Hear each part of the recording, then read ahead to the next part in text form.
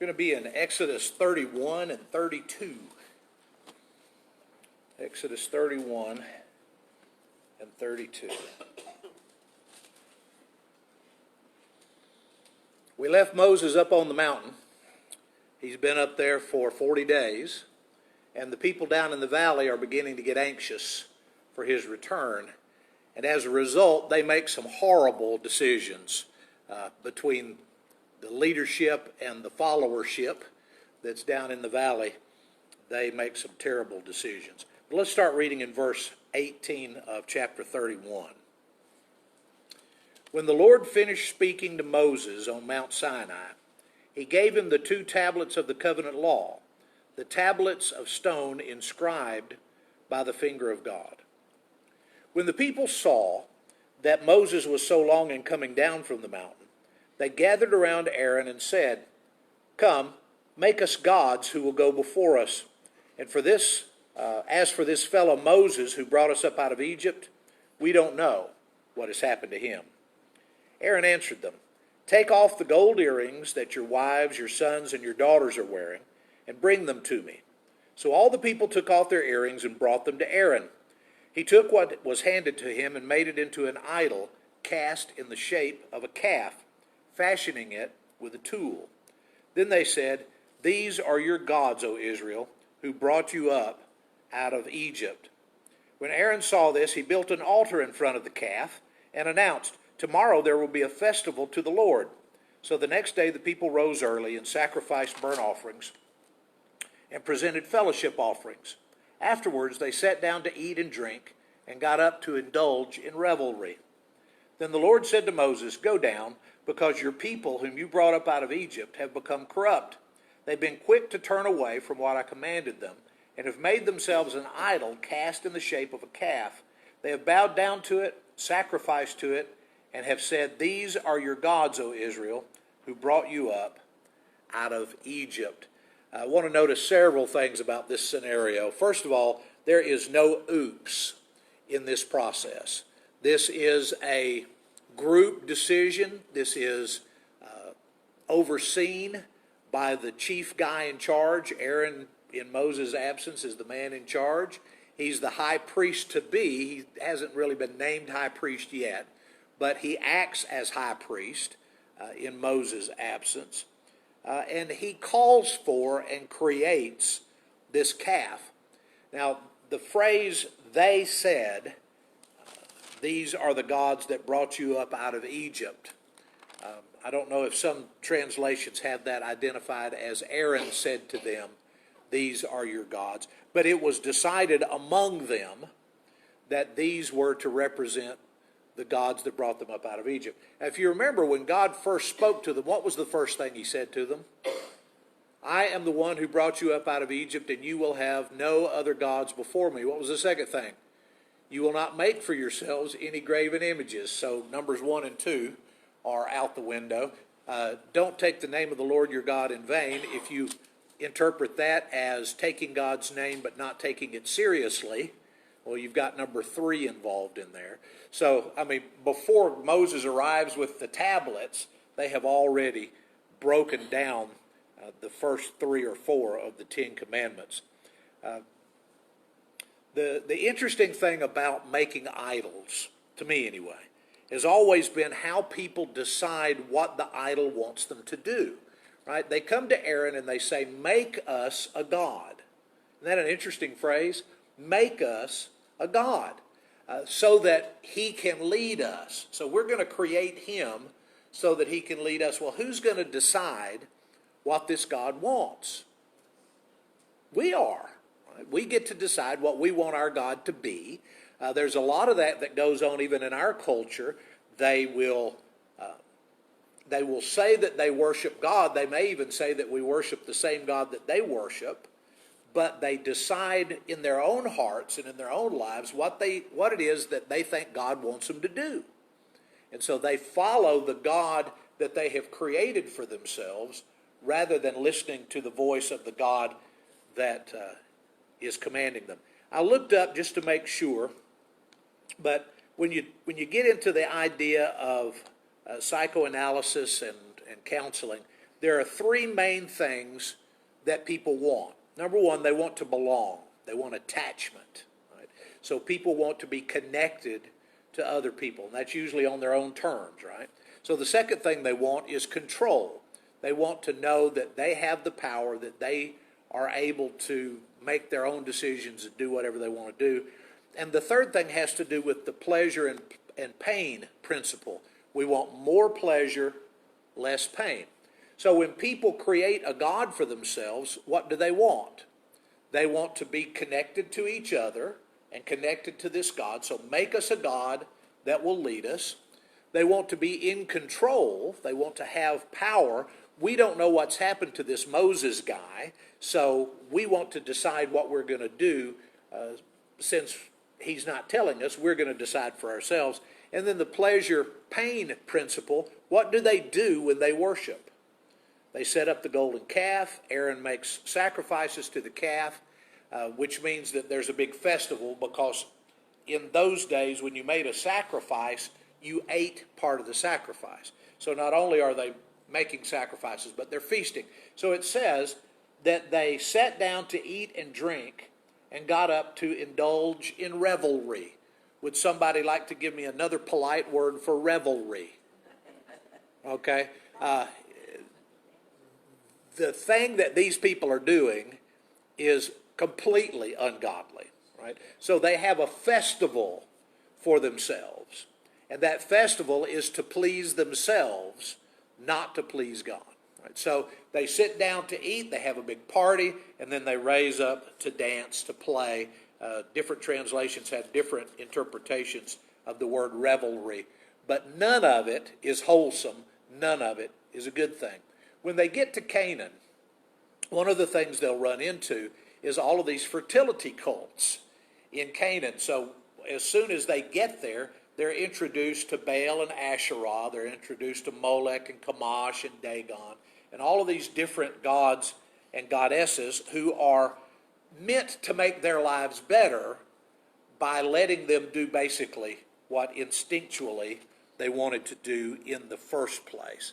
So anytime somebody is given the responsibility or the opportunity to create a God in their own image, it usually ends up to their advantage. It usually ends up that they get basically a God that tells them to do what they wanted to do in the first place. And you can prove that in spades in our particular culture these days. It's just rampant with people whose God is telling them to do what they already wanted to do. Well, let's keep going.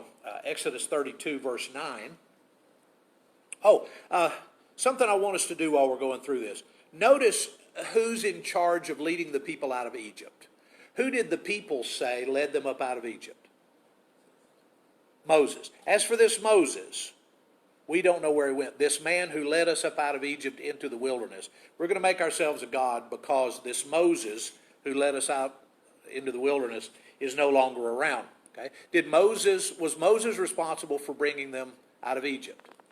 We're going to say no until we read what God says here in just a minute.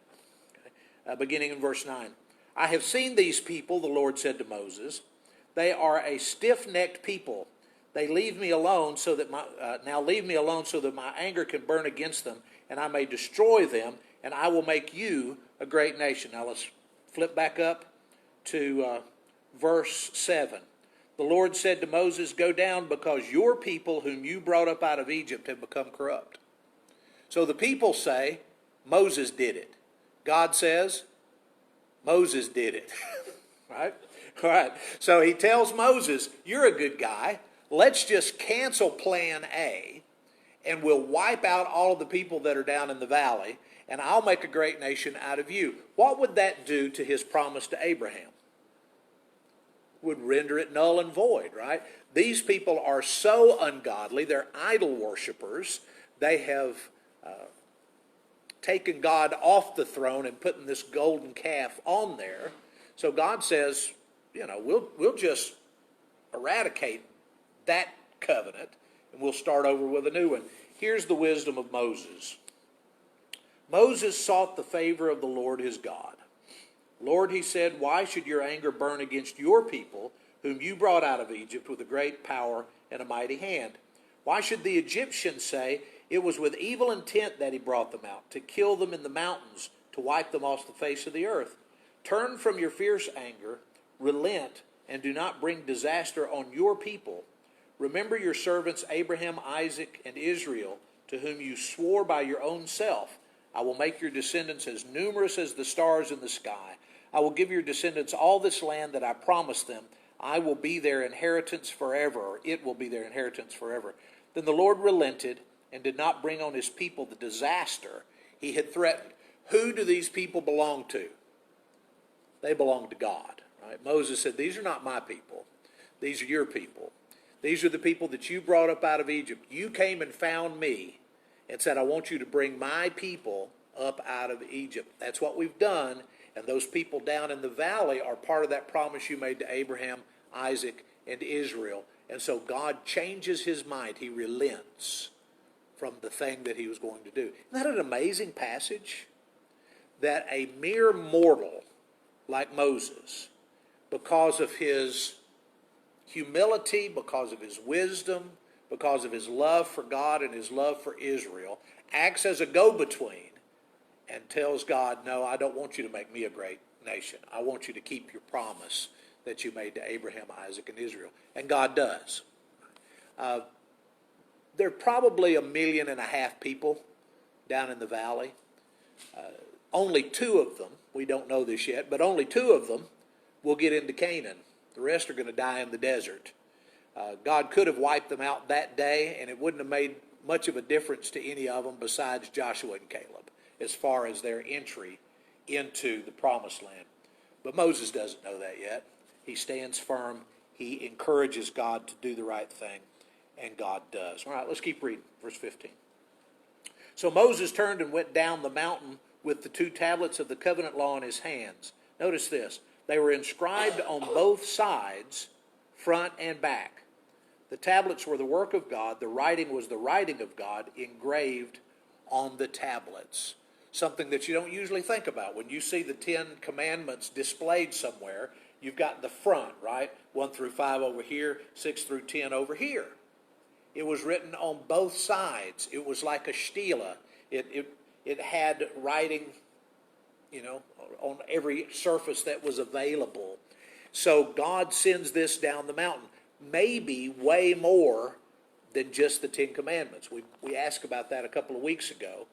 If it's written on the front and back, it may just be the 10 commandments written by the hand of God on the front and back, but it may also be the 10 commandments plus other things that were laws for the people. But it was written by the hand of God. These are 2 big stones that God himself has written on. That's just amazing stuff. Reckon what the golden calf wrote. Did he ever put anything down on rock? I don't think he did. Let's make us a God that can lead us up out of this desert. That's one of the most inane things anybody has ever said. And Aaron buys into it. Now notice in verse 17, when Joshua heard the noise of the people shouting, he said to Moses, where did Joshua come in? He was with him, right? Moses is in the presence of God. Joshua is his right-hand man. Right? So whether he was left part of the way behind and Moses was alone in the presence of God, or whether Joshua was somewhere close by, we don't have the actual square footage of where everybody was standing, but Joshua was closer to the Lord than all the rest of the people were. So this passage gives Joshua more clout. Right? And as time goes by, Joshua will get more and more clout among the people. Right? There's a sound of war in the camp. Joshua was the general of the army at that time. Moses replied, it's not the sound of victory. It's not the sound of defeat. It's the sound of singing that I hear. When Moses approached the camp and saw the calf and the dancing, his anger burned, and he threw the tablets out of his hands, breaking them to pieces at the foot of the mountain. He took the calf the people had made and burned it in the fire. He ground it into powder, scattered it on the water, and made the Israelites drink it. He said to Aaron, what did these people do to you that you led them into such a great sin? You figure they had to hold him hostage, right? They had to beat him up. They had to threaten to stone him. They had to kidnap his wife and kids and say, if you don't make us a calf, it's going to be the end for your wife and kids. What did they do? They said, Aaron, make us a god. And Aaron said, okay, bring us the gold.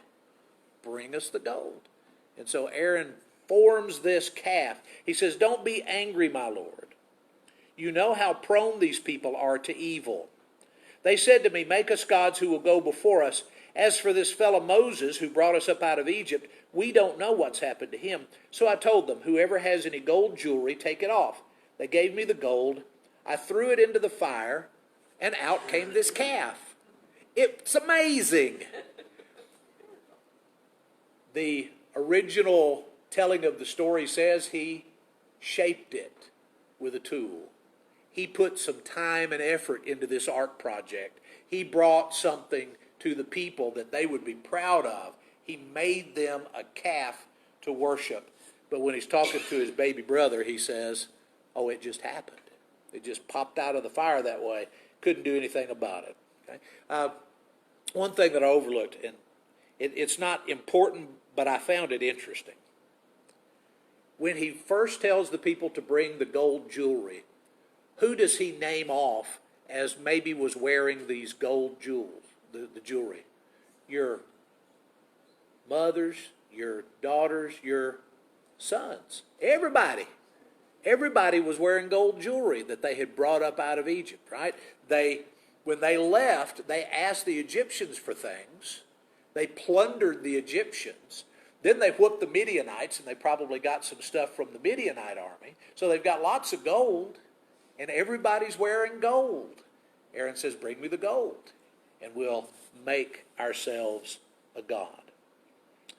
Verse 25, Moses saw that the people were running wild, and that Aaron had let them get out of control, and so become a laughingstock to their enemies.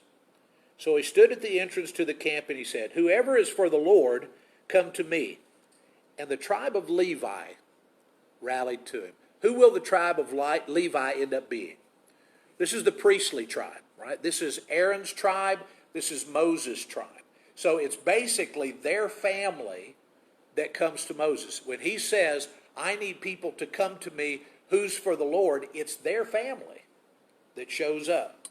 So he said to them, this is what the Lord, the God of Israel, says. Each man strap a sword to his side, go back and forth through the camp, from one end to the other, each killing his brother and his friend and his neighbor.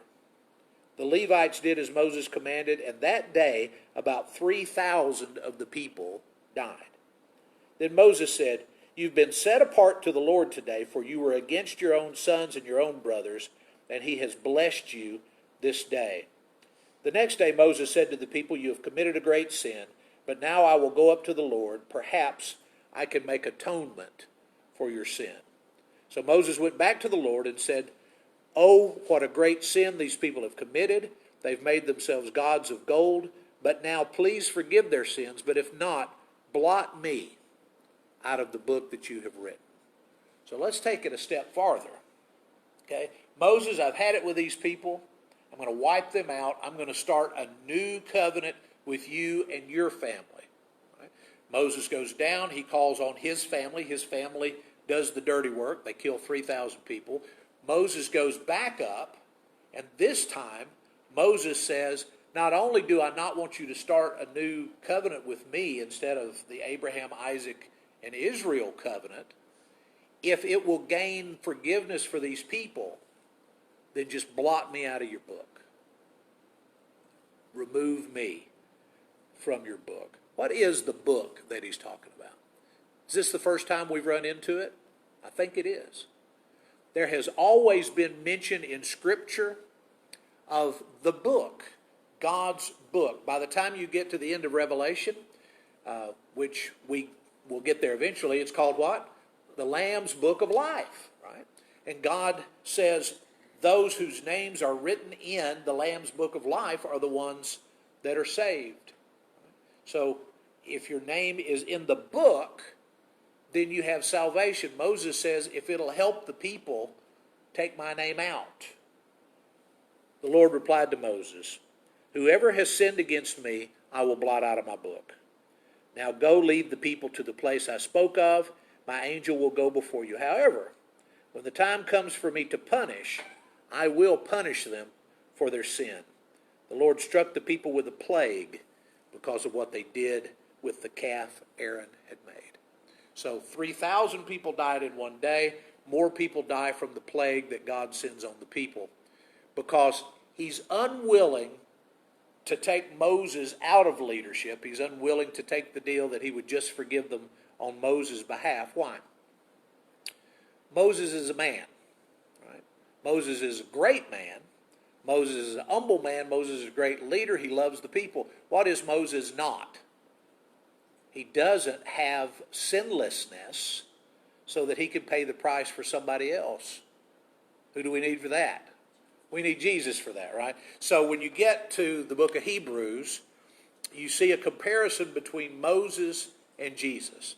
Moses was a great leader over the house of God. Jesus built the house. That's what the Hebrew writer will tell you. So there's a great deal of difference between a great human and God in the flesh. Now, one other thing that I think is just interesting, I don't know if it has any relevance other than I found it interesting. How many people did the Levites kill that day?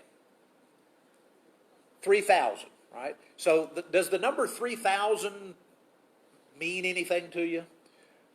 Right? The day of Pentecost, there are 3,000 people who are saved. 3,000 people are baptized that day. 3,000 people the Lord adds to his number that day.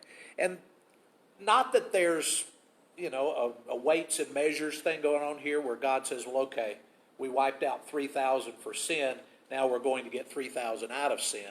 I just find it interesting that the numbers kind of balance out between those two big events in the life of Israel. All right. Any thoughts, questions about that? It's a story that most of us are familiar with, right? Aaron making the golden calf. But some of those little details, I particularly love the fact that everybody had an opinion about who was in charge. That Moses, that led the people out, and then God says, Moses, your people are having a problem. Moses says, oh no, these are your people, and you need to find a way to forgive them. Anything else? Okay. If you need to respond to the invitation tonight, we'd love to help you any way we can as we sing.